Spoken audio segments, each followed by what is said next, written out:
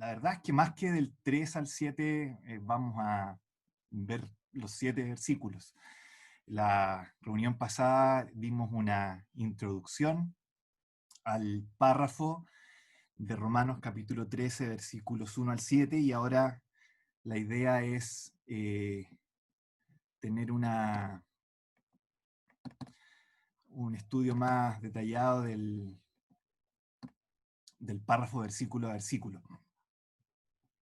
Para introducir entonces el tema, quisiera que primero partiéramos pensando en dos escenas distintas que involucran al apóstol Pedro. Dos escenas donde está el apóstol Pedro y que tiene que ver con nuestro tema de hoy día. La primera escena, la primera de estas dos escenas, tiene que ver con Pedro en el Monte de los Olivos. Está Pedro en el Monte de los Olivos y entonces viene la guardia junto con la turba para llevarse al Señor Jesús. Y entonces Pedro se da cuenta de ciertas cosas. Pedro se da cuenta de que esto es injusto, de que la autoridad en este momento está abusando de su poder, está actuando de una manera absolutamente injusta. Así que Pedro hace lo que automáticamente cualquier persona, podríamos decir, haría en su lugar, que es protestar. Pedro protesta ante esta injusticia que está habiendo por parte de la autoridad. Obviamente en su tiempo no habían bombas Molotov, pero hace el homónimo de una bomba Molotov, que es sacar una espada, y con esa espada entonces corta una oreja, claramente con la intención no de cortar la oreja, sino de ir un poco más abajo. Y entonces la pregunta es, ¿qué se dijo de Pedro en ese momento? ¿Cuál fue la respuesta? ¿Cuál fue la reacción de Jesús hacia Pedro en ese momento? Dijo Jesús, bien Pedro, lo hiciste súper bien, estás actuando como un verdadero profeta del Antiguo Testamento, estás luchando por la justicia social, eres como el Finés del Nuevo Testamento, me gustó tu acción. No, Pedro se gana una severa reprensión por parte de Jesús, y entonces este siervo recupera su oreja y el Señor le dice ciertas cosas también a Pedro en ese momento. Esa es la primera escena. Vamos ahora a la segunda escena. En la segunda escena también está Pedro, pero ahora meses más adelante, y ahora está Pedro, el mismo Pedro, delante también de las autoridades, y estas autoridades amenazan a Pedro para que éste no predique el Evangelio. Y entonces Pedro nuevamente se da cuenta de ciertas cosas, se da cuenta de que esto es injusto, se da cuenta de que la autoridad está abusando de su poder, no está actuando de la manera que corresponde para su cargo, para su poder, está actuando en injusticia. Pero, ¿cuál es la reacción de Pedro ahora? ¿Qué hace Pedro cuando ve que la autoridad está respondiendo con injusticia? ¿Cómo es su, entre comillas, protesta? Sale junto a los 12 discípulos y empieza a rayar paredes con Apav, all priests are bastards, empieza a cantar que nos altas guardia, se mete a la sinagoga y les tira bombas Selotov al templo, saca las mesas de madera del templo y se pueden hacer barricadas afuera. ¿Esa es la reacción de Pedro?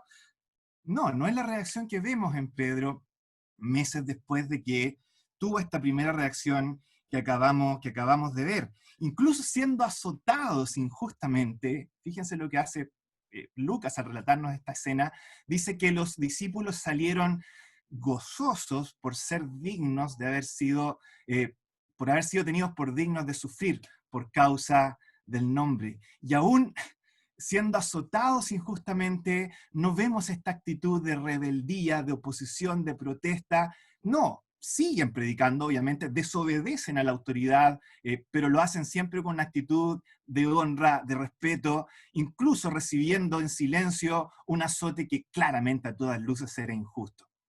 Entonces la pregunta que nos hacemos es, ¿hubo desobediencia civil en el primer caso? Por supuesto que sí. ¿Hubo desobediencia civil en la segunda escena?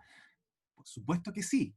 Pero entonces, ¿por qué? ¿Qué es lo que hace la diferencia entre la primera, donde Pedro es severamente reprendido, y la segunda, donde Pedro no es severamente reprendido? Al contrario, el libro exalta la actitud que tiene Pedro. Bueno, la respuesta está en Romanos capítulo 13, versículo 1. Vamos entonces a ver qué nos dice Romanos capítulo 13, versículo 1.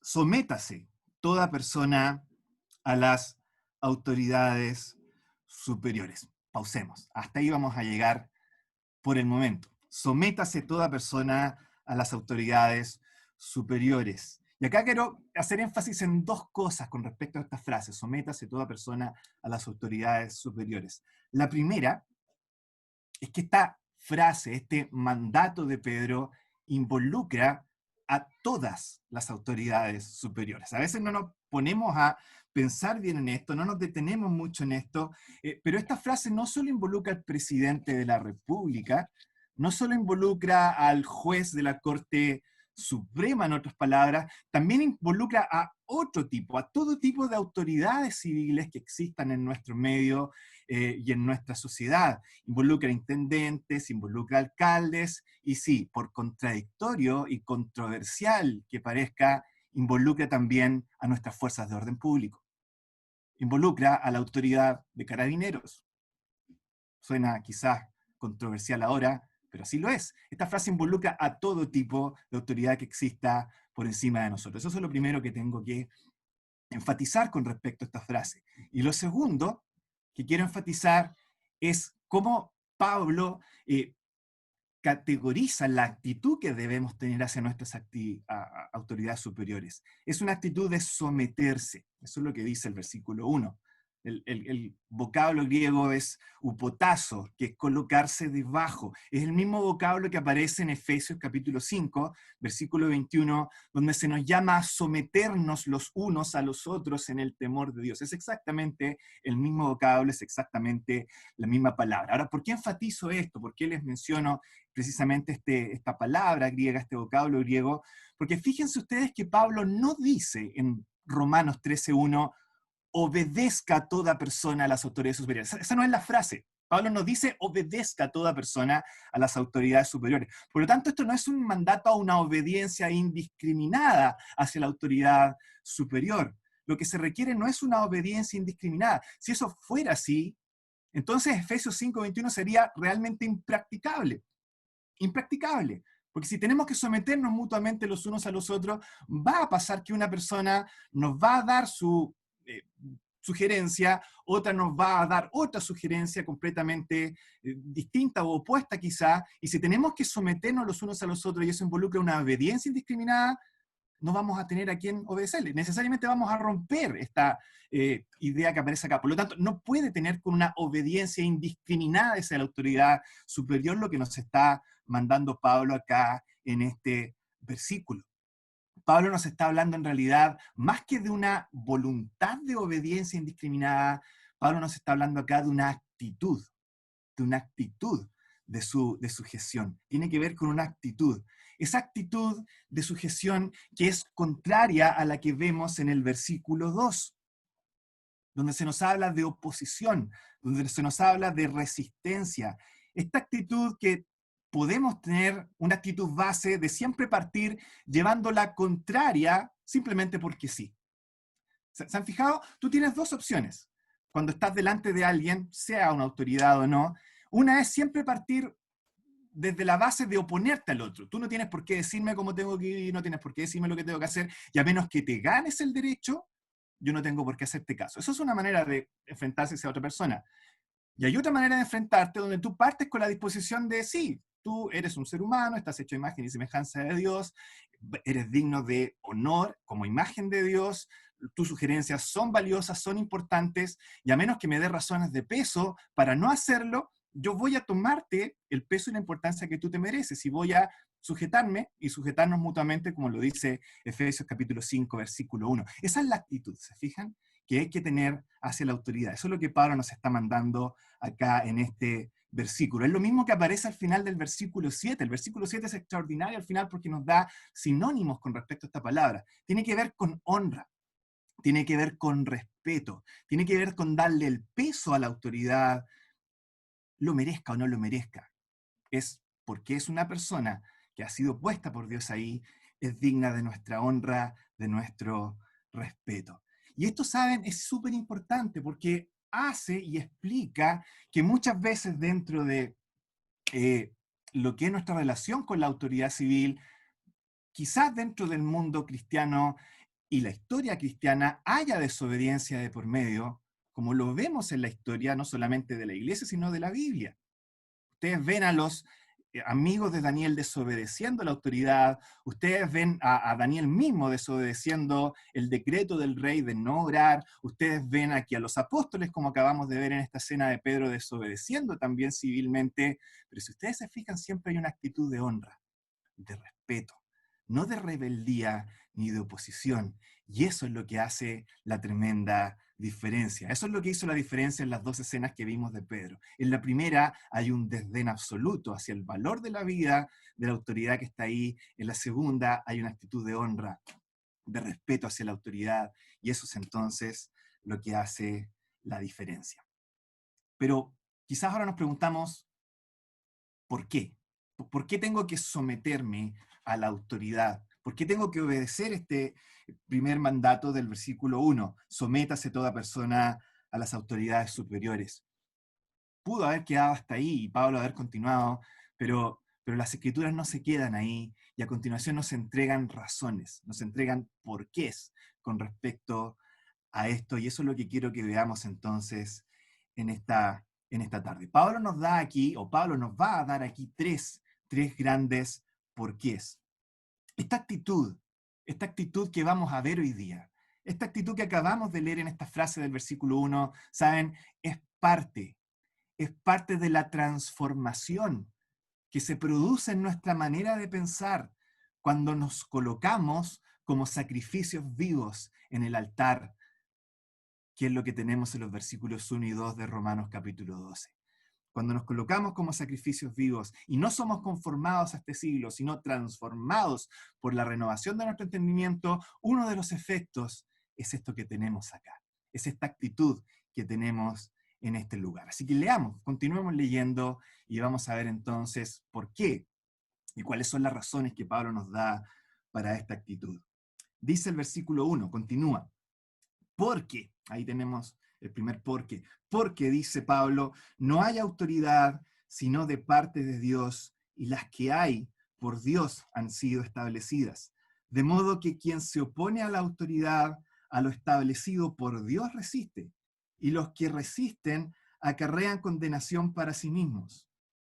Porque los magistrados no están para infundir temor, aquí está el segundo porque, al que hace el bien, sino al malo. ¿Quieres pues no temer la autoridad? Haz lo bueno y tendrás alabanza de ella, porque es servidor de Dios para tu bien. Pero si haces lo malo, teme, porque no en vano lleva la espada, pues es servidor de Dios, vengador para castigar al que hace lo malo. Por lo cual, y aquí viene la tercera razón, el tercer porqué, por lo cual es necesario estarle sujetos, no solamente por razón del castigo, sino también por causa de la conciencia. Pues por esto pagáis también los tributos, porque son servidores de Dios que atienden continuamente a esto mismo. Pagad a todos lo que debéis. Al que tributo, tributo. Al que impuesto, impuesto. Al que respeto, respeto. Al que honra, honra. Hasta aquí la lectura por el momento y les invito a que oremos por unos minutos para pedirle al Señor que pueda guiarnos en toda esta reunión, en este mensaje, y también podamos tener la delicadeza para entregar el mensaje y también la blandura de corazón para recibirlo. Oremos al Señor y luego continuamos entonces. Nuestro Padre Celestial, te damos gracias por poder disfrutar de tu palabra en estos momentos. Tu palabra es disfrutable, pero a la vez tu palabra no siempre nos dice lo que queremos escuchar. Y te damos gracias por eso. Qué aburrida, qué triste sería la vida cristiana si tu palabra siempre nos dijera lo que queremos escuchar. Esa es parte del reto, del entrenamiento, de lo hermoso de la vida cristiana, que tú nos vas transformando, nos vas haciendo cada vez mejores personas, acorde al diseño original que tú tuviste para el ser humano. Gracias por eso. Te rogamos que tú actúes en nuestro corazón en esta tarde a través de tu palabra, y es por eso que rogamos de tu dirección en el nombre de nuestro Salvador, nuestro Señor Jesús. Amén. Vamos entonces a ver por qué. ¿Por qué el creyente se sujeta a la autoridad? ¿Por qué el creyente está sujeto a la autoridad civil? El creyente está sujeto a la autoridad civil, nos dice Pablo, porque detrás de la autoridad el creyente ve tres cosas. En primer lugar, el creyente ve un diseño divino. En segundo lugar, ve un propósito divino. Y en tercer lugar, ve un efecto divino. Tres cosas: un diseño divino, un propósito divino y un efecto divino. Vamos entonces a lo primero que ve un creyente detrás de la autoridad y que lo lleva a someterse a ella: un diseño divino. Vamos a los versículos 1 y 2. Ahí tenemos entonces el primer porqué: un diseño divino. ¿Qué dice Pablo? Porque dice, no hay autoridad sino de parte de Dios, y las que hay por Dios han sido establecidos. Y acá la idea en realidad es que la autoridad, cualquiera que ésta sea, proviene de Dios y ha sido establecida por Dios. Eso es lo que nos está diciendo el versículo 1. Ese es el primer por qué. Ahora, acá la idea no es tanto, pudiera ser, pero no es tanto que la persona específica que está en autoridad, sea Alberto Fernández o Sebastián Piñera o Jair Bolsonaro o Donald Trump, no es que la persona o el tipo quizás de gobierno específico, sea una democracia, sea una monarquía, sea un gobierno feudal como en la Edad Media, no es tanto que eso sea establecido por Dios específicamente, aunque sí es cierto, Dios en su soberanía permite que ciertas personas y ciertos tipos de gobierno estén en ciertas épocas de la historia. No, acá la idea más bien es que es un poco más básica, es que la misma idea o concepto de gobierno es lo que ha sido establecido por Dios. De eso se trata acá la idea. El hecho de que exista un grupo de personas y ese grupo de personas tenga algún tipo de gobierno sobre ellas, eso ha sido instituido por Dios. Eso es lo que Pablo nos está diciendo acá. Cualquiera que sea este tipo de orden, este tipo de gobierno, este tipo de autoridad que se tenga, esta idea de que exista algo que gobierne es algo que ha sido instituido y establecido y provisto por Dios. En otras palabras, lo que les estoy intentando comunicar con esto, chiquillos, es que la idea de una autoridad o el concepto de un gobierno no es algo que ha surgido por ensayo y error y siglos de evolución donde el hombre ha buscado a través de experimentos sociológicos ver cómo funcionan mejor juntos y salió de repente esto de que hay que gobernarse para poder vivir en comunidad. No, no es como partió, de acuerdo a las escrituras, la idea de gobierno, el concepto de gobierno. No se trata de eso, se trata de que Dios, en su sabiduría, en su amor, estableció una institución que es la institución del gobierno. Así como existe una institución llamada familia o matrimonio o iglesia, existe una institución establecida por Dios llamada gobierno. Y esto es lo que permite, es parte de la gracia común de Dios, es parte del diseño que permite que haya orden, que haya desarrollo, que haya civilización en una humanidad que está destruida por el pecado y que sin esto de otra manera sería absolutamente eh, degenerada por su propia naturaleza pecaminosa. Es parte de la gracia común de Dios, es parte de su diseño. Es una institución establecida por Dios, esta idea o concepto de gobierno. Obviamente el hombre va a abusar de esta institución como el hombre también abusa de cualquier otro tipo de institución. Así como el hombre abusa del matrimonio y abusa en la iglesia, también existen abusos en el gobierno, pero eso no significa que la institución en sí sea mala y por lo tanto deba ser eliminada. No, significa que el hombre es el malo y necesita por lo tanto ser redimido. Entonces, cuando ahora entendemos un poco mejor el concepto del versículo 1, entendemos también mejor lo que a continuación se nos dice en el versículo 2. Dice, de modo que quien se opone a la autoridad, a lo establecido por Dios resiste, y los que resisten acarrean condenación para sí mismos. Lo que Pablo nos está diciendo acá es que cuando tú te opones al gobierno, cuando está el gobierno por encima tuyo, tú te quieres salir de eso que está encima tuyo, Sí, te sales de encima del gobierno, pero Pablo dice, te estás colocando encima de o debajo de otra cosa. Sales de debajo del gobierno solo para colocarte debajo de otra cosa, y eso que te colocas ahora debajo se llama condenación. Y entonces Pablo dice, ¿a cuál de las dos cosas quieres estar sujeto? ¿Debajo de cuál de las dos cosas quieres estar? ¿Quieres estar debajo de la autoridad del gobierno o quieres estar debajo de la condenación? Y saben, esto funciona en varios aspectos. Si uno se pone a pensar, la manera más obvia de entender esto es verlo de una forma muy terrenal. Si tú te opones y resistes a un gobierno, te vas a traer condenación y castigo por parte de ese mismo gobierno. Es como obvio, ¿no es cierto? No tiene mucha ciencia, la verdad, entenderlo. Pero si unimos ahora la idea de que es Dios el que establece la autoridad, hay algo más profundo acá. Y es que si tú te opones y te resistes a Dios, que puso esa autoridad, te estás colocando no solo bajo la condenación del gobierno de la autoridad, sino que te estás colocando bajo la condenación del mismo Dios. Y aquí es donde viene el tema que es importante.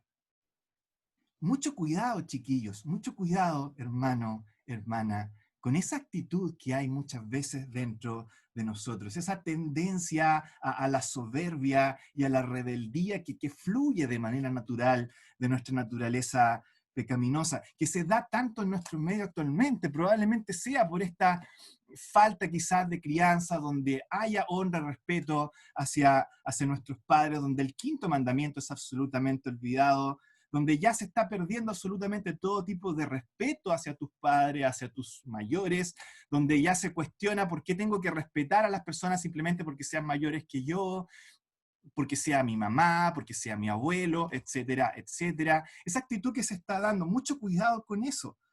No tengo por qué hacerle caso a este o a este otro, lo que veíamos al principio, esta actitud de oposición, de resistencia. Puede pasar que esa actitud te lleve a rebelarte contra la autoridad gubernamental, y eso te va a llevar condenación y no te va a ir muy bien dentro de la vida civil, dentro del estado en el que estás. Pero no te olvides que esa misma actitud que te lleva a rebelarte contra la autoridad se traspasa a otros aspectos también. No se mantiene aislada solamente cuando se trata de la autoridad civil.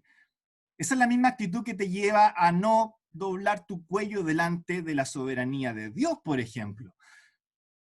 Y si no doblas tu cuello ante la soberanía de Dios, vas a llevar también condenación sobre ti, pero una condenación mucho más severa, que es la condenación eterna en el infierno. Y es por eso que coincide normalmente que la misma actitud produce estos otros dos efectos. Quizás tú digas, ya, pero yo soy creyente y por lo tanto esto no me afecta a mí, pero ten cuidado, esa misma actitud de rebeldía, de no querer doblar el cuello, de no querer agachar el moño, como lo decimos acá en Chile, quizás te lleve también a no buscar, honrar y rebelarte y oponerte a la autoridad y al señorío de las Escrituras, por ponerte un ejemplo. Entonces tú vas a leer la Biblia y todo lo que está de acuerdo con lo que tú crees que está bien, lo vas a aceptar. Pero todas esas partes que tú crees que no están bien en la Biblia y las vas a ir recortando con una tijera imaginaria y sacándolas de la Biblia, van a hacer que no te sometas al señorío de Cristo y por lo tanto tu vida, entre comillas, cristiana, no va a ser cristiana. Va a ser lo que tú piensas nomás que está bien y absolutamente alejado del señorío de Cristo. Esa misma actitud que te lleva a rebelarte contra tus mayores o tus superiores o tu gobierno o Dios, es la actitud que te lleva a tener una actitud rebelde y contradictoria en contra de los líderes de tu iglesia también. Y eso, por supuesto, lleva a una completa carencia en la santificación en tu vida. Mucho, mucho cuidado con esa actitud de rebeldía y de oposición que hay en nuestro corazón. Uno dice, sí, pero yo la tengo exclusiva para este gobierno negligente. Mucho cuidado. Esa misma actitud se transmite también hacia otras áreas y puede empezar a afectar tu vida cristiana, hermano, hermana.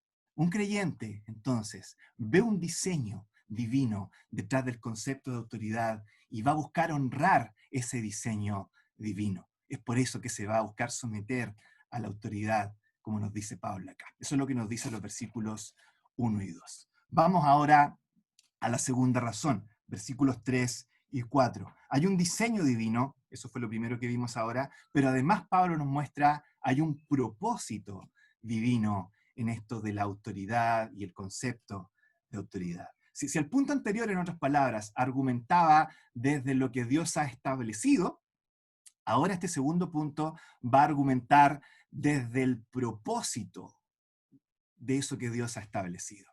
¿Qué dicen entonces los versículos 3 y 4? En términos generales, lo que nos dicen estos versículos es que la autoridad como principio general tiende a recompensar el bien, eso es lo que dice el versículo 3, y tiende a castigar el mal. Eso es lo que dice el versículo 4. Si ponemos en resumen muy generalizado la enseñanza, los versículos 3 y 4 es que la autoridad, por un lado, tiende a recompensar el bien, versículo 3, y además, por otro lado, tiende a castigar el mal, versículo 4. Ahora, es importante que tengamos claro algo acá. Esto que Pablo está mostrando en los versículos 3 y 4 es la norma general, no es lo que se da siempre, sin excepción. Esto es un principio, no es algo que es una ley, que siempre se va a dar con absolutamente ni una excepción. Y yo creo que Pablo lo sabía, Pablo lo tenía muy claro. No se olviden que solo unos capítulos atrás Pablo dijo, somos llevados como ovejas al matadero. Así es como nos tratan como creyentes, así es como nos trata la autoridad a nosotros como creyentes, nos llevan como ovejas al matadero, así es como nos tratan. No está muy de acuerdo a lo que Pablo está diciendo acá en estos versículos, si lo vemos como una ley inquebrantable. Por lo tanto, no es una ley inquebrantable, estamos hablando de una norma general. Tenemos que pensar que el mismo evangelio tiene en su núcleo un acto donde precisamente se castiga el bien y se recompensa el mal. Barrabás siendo liberado y el único justo que ha pisado esta tierra siendo ejecutado como un criminal. Eso es el Evangelio. En su mismo núcleo tiene algo completamente distinto a lo que Pablo nos está diciendo acá. Y entonces la pregunta que nos hacemos es, ¿qué significa lo que Pablo nos está diciendo acá? ¿Por qué Pablo dice? ¿De qué se trata lo que Pablo dice aquí? Tiene que ver con lo siguiente. Probablemente la idea acá es que cualquier gobierno o forma de gobierno, por injusta, por abusadora, por déspota o tirana que pueda ser, no importa la forma de gobierno, cualquier forma de gobierno siempre va a tener en alguna medida este principio que acabamos de leer en los versículos 3 y 4. Me explico de otra manera. Es muy difícil que exista una forma de gobierno donde absolutamente todo lo bueno sea castigado y donde absolutamente todo lo malo sea recompensado. ¿Me entienden?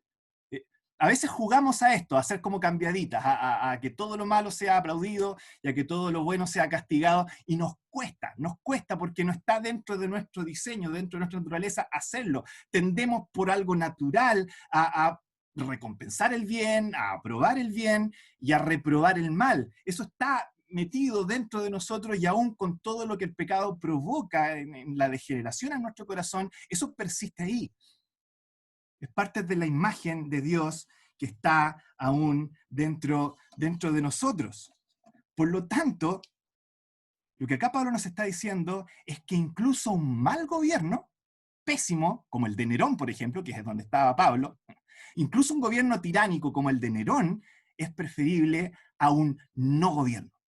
Esa es la idea. Incluso un mal gobierno es preferible a un no gobierno, a la ley de la selva, al gobierno de las turbas, al robo indiscriminado, al asesinato indiscriminado, al sálvese quien pueda, a esta especie de la purga. ¿Se acuerdan de esa película? La purga es como la purga, pero viviendo la purga toda tu vida.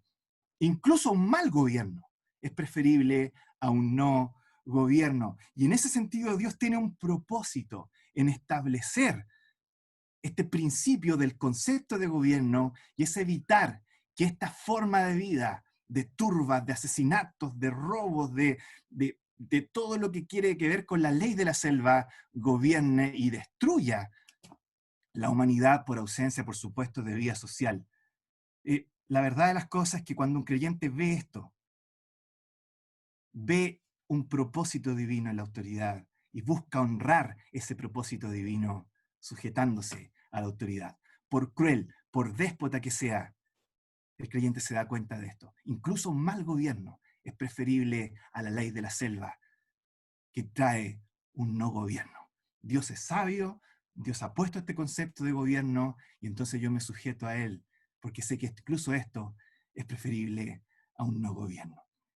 Chiquillos, mucho cuidado nuevamente. Aquí viene una segunda advertencia. Mucho cuidado cuando te encuentres aplaudiendo y celebrando muestras de salvajismo en movimientos o turbas sociales. Vengan de donde vengan.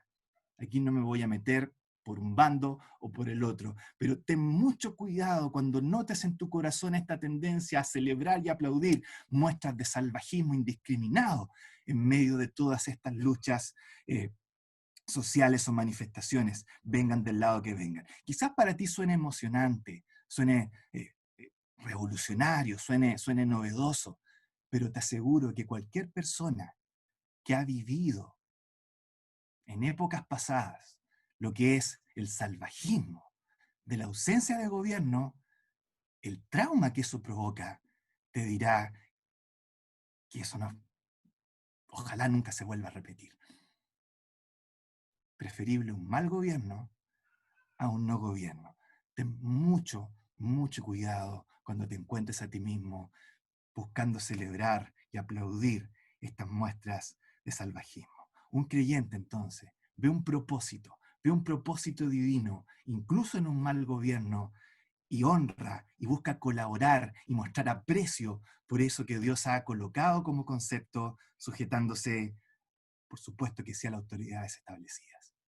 Eso es lo segundo que tenemos en estos versículos. Hay un diseño divino, versículos 1 y 2, hay un propósito divino, versículos 3 y 4, y vamos ahora a nuestro tercer y último punto. Hay un efecto divino, y eso es lo que vemos en los versículos 5 al 7. Fíjense cómo funciona el argumento acá en estos versículos. Dice Pablo, versículo 5, por lo cual es necesario estarle sujetos. O sea, aquí vamos a volver al versículo 1, ¿no es cierto? Sométase toda persona. Y ahora Pablo dice, por lo cual es necesario estar sometidos, estar sujetos. Entonces aquí nos va a entregar otra razón. ¿Cuál es esta razón?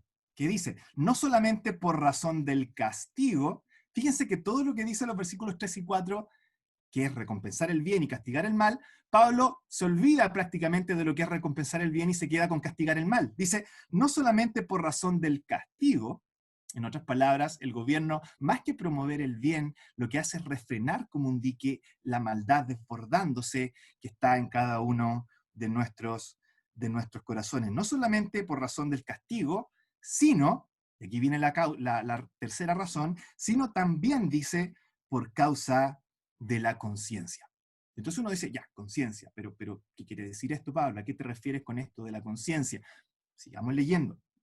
Pablo nos dice, pues por esto también pagáis tributos. Entonces aquí nos explica qué es esto de la conciencia. Nos dice, tiene que ver con la misma razón por la que normalmente tú pagas impuestos y pagas tributos. ¿Cuál es esta razón? Que las autoridades son servidores de Dios. Y si son servidores de Dios, entonces hay una deuda que pagarles. ¿Cuál es esa deuda? Bueno, la deuda de tributos e impuestos es clara, ¿no es cierto? Pero Pablo dice, hay otra que es menos clara, pero que es igual de importante, y es lo que está al final del versículo 7. Respeto y honra. En resumen, entonces, la nueva razón es la conciencia cristiana. Como la autoridad es servidor de Dios, Pablo nos está diciendo, le debemos, muy importante esa palabra, le debemos respeto y honra. Conciencia. Curiosamente, en la realidad actual se tiende a tomar la conciencia, por razones de conciencia se aduce, se tiende a tomar la conciencia como una razón para no sujetarse a la autoridad. ¿Se han fijado? ¿Se han dado cuenta?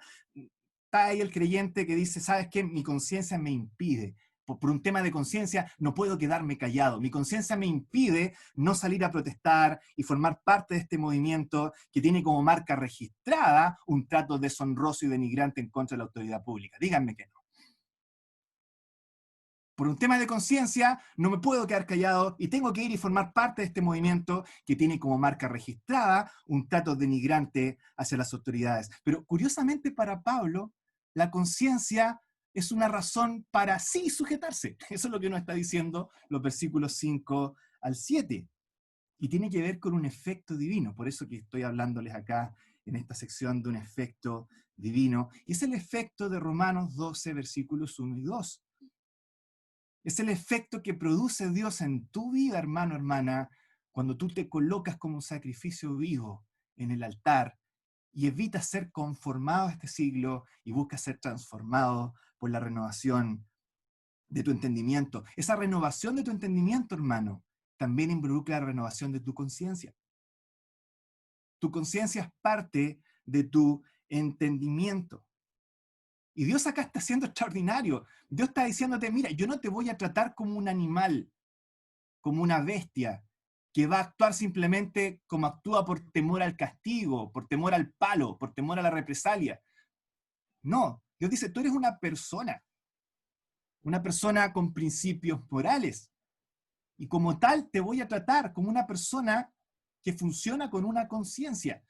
No es que tengas que obedecer simplemente porque tienes miedo de que te castiguen o que te hagan algo en la represalia. Yo te voy a tratar como una persona que tiene dignidad y conciencia y por lo tanto puede utilizarla. Eso es lo que nos está diciendo el versículo 5.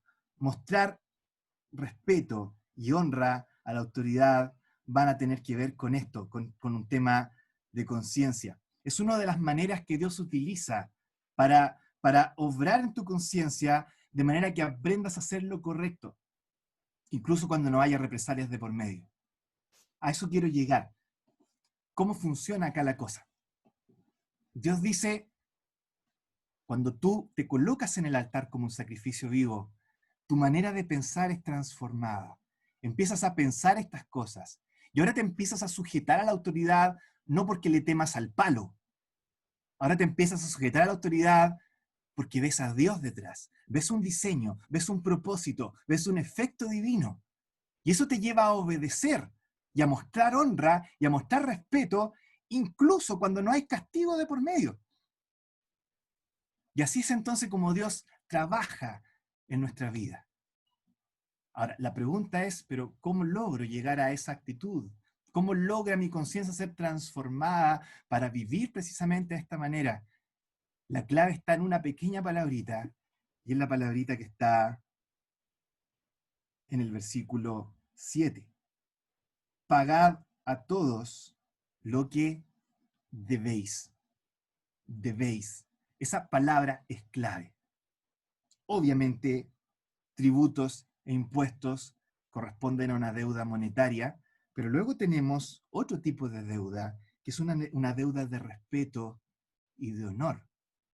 Y esta deuda es un poco distinta, porque aquí no se trata de que la autoridad a mí me respete, y entonces yo quedo en deuda con la autoridad y lo respeto de vuelta. No se trata de que la autoridad me honre a mí, y como ella me está honrando a mí, yo le debo de respuesta una deuda de honra y de respeto. No se trata de eso. ¿Saben por qué no se trata de eso? Porque los versículos que vienen a continuación nos hablan de una deuda de amor hacia todo el mundo, hacia nuestros enemigos incluso. Y nuestros enemigos no nos están amando para que nosotros los amemos de vuelta. Por lo tanto, no puede ser ese tipo de deuda. ¿Cuál es la deuda entonces? Aquí viene el punto. Hay dos tipos de formas en que tú puedes quedar en deuda con alguien. Una es que una persona a ti te pase cierta cantidad de plata, tú entonces le debes esa plata y tienes que devolvérsela. Eso es una manera de quedar en deuda. Pero hay otra manera de quedar en deuda. Piensa tú que hay una persona que, vamos a poner un ejemplo, viene una persona multimillonaria, Farcas, llega a mi casa un día y me dice, Luis, quiero que a todos los jóvenes de la Asamblea de Concepción les entregues 50 millones de pesos. ¿Cuántos jóvenes hay en tu asamblea? Y empiezo a calcular, le doy el número de jóvenes que hay en mi asamblea y me pasa la cantidad total de dinero. Me dice, tú estás encargado de entregarle a esos jóvenes, a cada uno de ellos, 50 millones de pesos. En ese momento, yo estoy en deuda con cada uno de esos jóvenes. No porque ellos me hayan dado plata, sino porque Farcas me pasó la plata y yo les debo esa plata a ellos también. Esa es la deuda de la que estamos hablando acá. De eso se trata la deuda de amor de Dios. Dios me ha amado a mí. Y como Dios me ha amado a mí, yo les debo amor también a mis semejantes. Porque es lo que debo entregarles, que Dios me ha dado. Bueno, lo mismo pasa con la honra y el respeto a la autoridad. Piensen en lo siguiente. Dios me ha tratado con una honra que yo no me merezco, así como me ha tratado con un amor que yo nunca he merecido, y por lo tanto debo amar al resto. Si Dios me ha honrado a mí de tal manera, entonces yo estoy obligado a honrar al resto también, incluyendo mis autoridades civiles. Yo, como pecador, tu hermano, tu hermana, como pecador o como pecadora, ha sido más negligente, más perversa, más canalla que cualquier autoridad que tú puedas conocer con Dios. Te has portado más mal con Dios que cualquier autoridad se ha portado contigo. Le has robado a Dios más de lo que cualquier autoridad te ha robado a ti. Has sido absolutamente displicente con Dios, más de lo que cualquier autoridad ha sido displicente contigo, y Dios aún así te ha honrado. Y te ha mostrado una honra tal que llegó incluso a llevar a su propio hijo a la cruz para amarte y salvarte. Si Dios te ha mostrado una honra de esa manera, ¿cómo tú vas a empezar a deshonrar a otro que no te ha tratado ni la mitad a ti de cómo Dios te ha tratado, de cómo tú has tratado a Dios? No se puede, no se puede. Tenemos una deuda de honra y de respeto hacia nuestro semejante, porque Dios nos ha tratado con honra y respeto. Y eso incluye también a nuestras autoridades civiles, no solamente al presidente, a los diputados, a los senadores, a los grandes de allá arriba, también al que está a tu lado. También a ese carabinero, a ese Paquito Raso, que a lo mejor cumple órdenes, que a lo mejor es pesado, no lo vamos a negar. También merece tu respeto, también merece tu honra, porque Dios te ha tratado con honra y respeto también a ti.